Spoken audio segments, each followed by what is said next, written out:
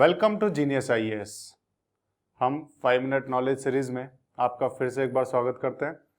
इसमें हमारे कॉन्स्टिट्यूशन को जानने की जो कोशिश हम कर रहे हैं, इसमें हम अभी यूनियन के बारे में पढ़ रहे हैं।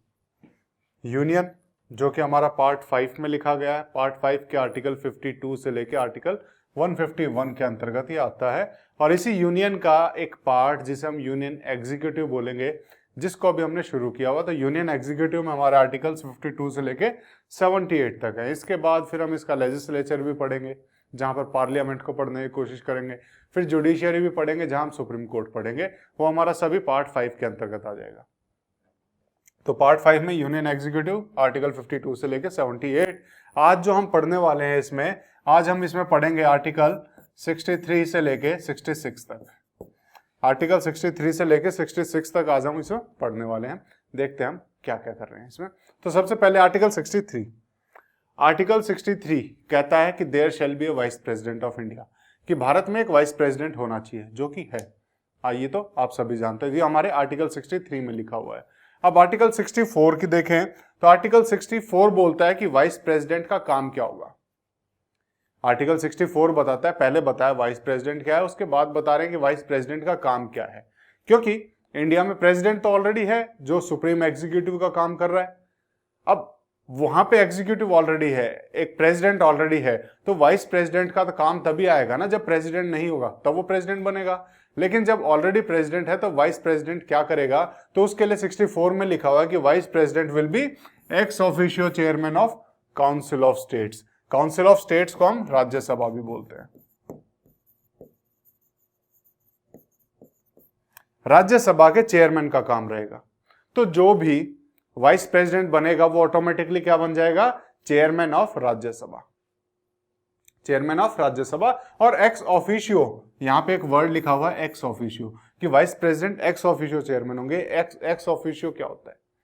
एक्स ऑफिशियो यानी कि वो राज्यसभा के मेंबर नहीं होंगे, उस ऑफिस से बाहर के। ऑफिस एक्स मतलब आउट, उस ऑफिस से बाहर के।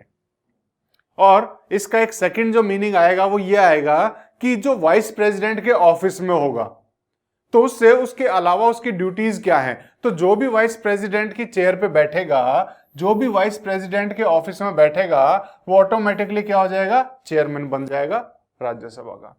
तो ये दो मीनिंग इससे निकल के आते हैं। ठीक है, तो ये हमें पता होना चाहिए। तो राज्यसभा के चेयरमैन कौन होते हैं? वाइस प्रेसिडेंट होते हैं।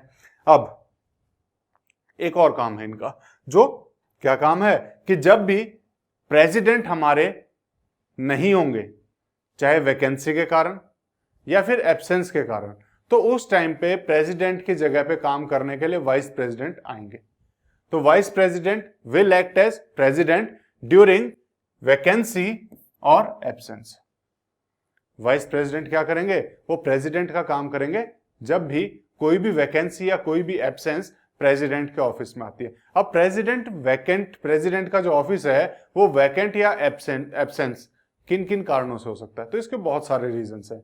जैसे डेथ के कारण से प्रेसिडेंट का ऑफिस खाली हो सकता है, रेजिग्नेशन के कारण से, रिमूवल के कारण से, या फिर उसके अलावा और बहुत सारे रीजन है कि बीमार हो गए उस टाइम पे प्रेसिडेंट, या फॉरेन विजिट के लिए गए, तो प्रेसिडेंट का ऑफिस खाली है। अब प्रेसिडेंट का ऑफिस खाली नहीं रह सकता, तो इसीलिए जब भी प्रेसिडेंट का ऑफिस खाली होगा उस टाइम पे vice president will act as president. और जब ये प्रेसिडेंट की चेयर पे बैठेंगे, जब भी वाइस प्रेसिडेंट प्रेसिडेंट की चेयर पे बैठेंगे, तो उस टाइम पे उन्हें वो सारी पावर्स मिलेगी जो एक प्रेसिडेंट की होती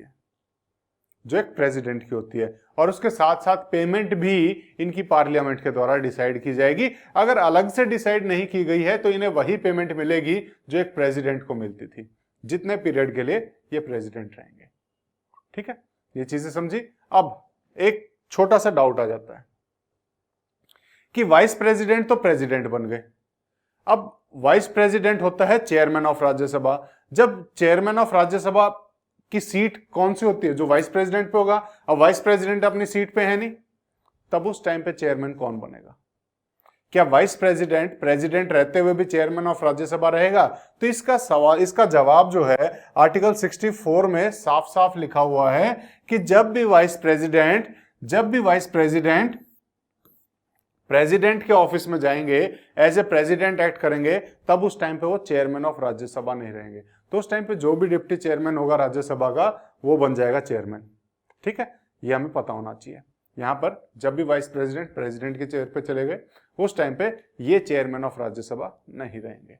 तो ये हमने आर्टिकल 64 देखा और आर्टिकल 65 भी हमने देखने की कोशिश की। और लास्ट हम आज का आर्टिकल देख लेते हैं, आर्टिकल 66। आर्टिकल 66 किसके बारे में बात कर रहा है? इलेक्शन ऑफ वाइस प्रेसिडेंट के बारे में। इलेक्शन ऑफ वाइस प्रेसिडेंट के बारे में अगर हम बात करें तो इलेक्शन ऑफ प्रेसिडेंट का क्या तरीका, वाइस प्रेसिडेंट का तरीका क्या है? तो इलेक्शन ऑफ वाइस प्रेसिडेंट का जो तरीका है वो क्या है? सेम जैसे प्रेसिडेंट का होता है। क्या है? तो उस तरीके का नाम क्या है? Proportional representation by single transferable vote. और ये हमने बहुत डिटेल में जब प्रेसिडेंट का हमने पढ़ा था तब हमने इसको अलग से देखा था कि एक ये सिस्टम क्या है, proportional representation by single transferable vote होता क्या है। ये हमने बहुत डिटेल में हमने जानने की कोशिश की थी। ये हमें पता है कि ये तरीका होता है इनके इलेक्शन का। तो इनडायरेक्ट इलेक्शन तो है ही। सवाल आता है कि इसके इलेक्शन में पार्ट कौन लेते हैं? एक वाइस प्रेसिडेंट के इलेक्शन में कौन कौन भाग लेता है? प्रेसिडेंट का हमें पता है। अब वाइस प्रेसिडेंट में लोकसभा और राज्यसभा इनके जितने भी मेंबर्स होंगे, लोकसभा और राज्यसभा के जितने भी मेंबर्स होंगे वो सब वाइस प्रेसिडेंट के इलेक्शन में पार्ट लेते हैं। वो सब वाइस प्रेसिडेंट के इलेक्शन में पार्ट लेते हैं, भाग लेते हैं। अब सवाल आता है क्या नॉमिनेटेड मेंबर्स भी इसके इलेक्शन में पार्टिसिपेट करेंगे? जी हाँ, नॉमिनेटेड मेंबर्स भी इलेक्टोरल कॉलेज का जो कि वाइस प्रेसिडेंट के लिए बनता है उसका पार्ट होते हैं। नॉमिनेटेड मेंबर जो कि प्रेसिडेंट के इलेक्शन में पार्टिसिपेट नहीं करते हैं, यहां पर नॉमिनेटेड मेंबर भी इनके इलेक्शन में पार्टिसिपेट करेंगे। तो लोकसभा और राज्यसभा के जितने मेंबर्स होते हैं वो सभी वाइस प्रेसिडेंट के इलेक्शन के लिए वोट डालते हैं। अब प्रेसिडेंट में तो स्टेट वाले भी डालते हैं, लेकिन यहां पर स्टेट वाले नहीं डालते हैं। ये थोड़ा सा डिफरेंस आपको पता होना चाहिए। अब इनको इलेक्शन के लिए क्या क्या क्वालिफिकेशन चाहिए? सबसे पहली सेम है जैसे प्रेसिडेंट की थी, थोड़ा सा डिफरेंस है कि सिटीजन ऑफ इंडिया होना चाहिए। दूसरी 35 ईयर्स एज इनकी कंप्लीट होनी चाहिए। तीसरी इनके पास वो सारी क्वालिफिकेशंस होनी चाहिए जो कि मेंबर ऑफ राज्यसभा बनने के लिए चाहिए, जो कि member of council of state यानी कि राज्यसभा बनने के लिए जो क्वालिफिकेशंस चाहिए वो सारी क्वालिफिकेशन वो आदमी पूरी करता हो जो कि वाइस प्रेसिडेंट के इलेक्शन में खड़ा हो। प्रेसिडेंट में क्या लिखा हुआ था कि उसके पास वो सारी क्वालिफिकेशन होनी चाहिए जो कि एक लोकसभा का मेंबर बनने के लिए चाहिए। यहां पर क्या है कि ऐसा आदमी ही वाइस प्रेसिडेंट बन सकता है जो राज्यसभा का मेंबर बनने लायक हो। ठीक है, ये हमें पता किया। और लास्ट क्या है कि कोई भी ऑफिस ऑफ प्रॉफिट में ये ना बैठे हो। अब सवाल आता है कि मान लो इलेक्शन हो गए और कोई एक ऐसा व्यक्ति चुना गया जो कि उस टाइम पे लोकसभा, राज्यसभा या किसी भी स्टेट लेजिस्लेचर का मेंबर है, तो क्या होगा? तो जिस दिन वो वाइस प्रेसिडेंट के ऑफिस में एंटर करेगा, जिस दिन अपना कार्यभार संभालेगा, उसी दिन से उसे उस पोस्ट को छोड़ना पड़ेगा। राज्यसभा, लोकसभा या स्टेट लेजिस्लेचर जहां का मेंबर है वहां की मेंबरशिप उसे छोड़नी पड़ेगी, तभी वो यहां पर ऑफिस में एंटर करेंगे। तो ये हमने 4 आर्टिकल्स के बारे में जानने की कोशिश की। अगले वीडियो में इससे आगे के आर्टिकल्स के बारे में जानेंगे। आपको हमारी ये सीरीज जरूर पसंद आ रही होगी, और अगर पसंद आ रही है, आपके कोई सजेशन या सुझाव हैं तो कमेंट बॉक्स में आप हमें लिख के बता सकते हैं।